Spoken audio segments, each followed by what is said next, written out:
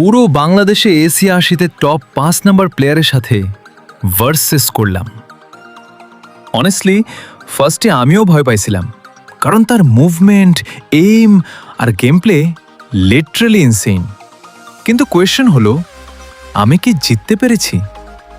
ভিডিওটা ফুল দেখো, শেষে ম্যাসিভ টুইস্ট আছে।